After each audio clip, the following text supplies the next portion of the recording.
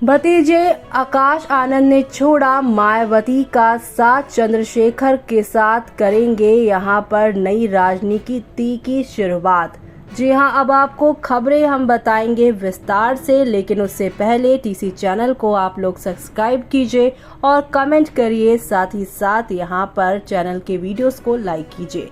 आपको बता दें कि आज़ाद समाज पार्टी के प्रमुख चंद्रशेखर आज़ाद ने उत्तर प्रदेश की नगीना सीट से 1.5 लाख से ज्यादा मतों से जीत दर्ज की है। वो पहली बार चुनाव जीतकर सदन पहुंचे हैं, तो वहीं अब यहां पर उनसे कई सारी बातें हो रही हैं मीडिया के सामने, जिनमें कई सारी बातें सामने आ रही है। और उसी बातचीत के दौरान भारतीय जनता पार्टी की भी बात हुई, बसपा सुप्रीमो मायावती की बात हुई और साथ ही साथ आकाश आनंद और इंडिया गठबंधन और अपनी आगे की रणनीति समेत तमाम मुद्दों पर खुलकर उन्होंने बातचीत की है। सर, जो आपको बता दें कि उन्होंने क्या क्या बोला है। चलिए, चंद्रशेखर ने इस जीत पर कहा है कि सड़कें सूनी नहीं रहेंगी, सड़कों की लड़ाई लगातार जारी रहेगी। अब शोषित वंचितों की आवाज को एक प्लेटफॉर्म मिल गया है जो देश भर में सुनी जाएंगी। बसपा मायावती और काशीराम से जुड़े सवाल पर आजाद कहते हैं कि मेरी लड़ाई बहन जी से नहीं है, मेरी लड़ाई सत्ता में बैठे लोगों से है। दूसरी बात, समय समय पर परिवर्तित होना चाहिए समाज।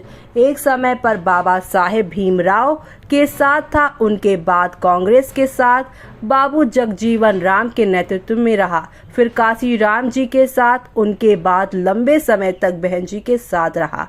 अब आजाद समाज पार्टी चंद्रशेखर आजाद के साथ खड़ा हो रहा है। समाज तो अपना नेता अपने आप खोज लेता है। बहन जी महापुरुषों की श्रेणियों में आती हैं।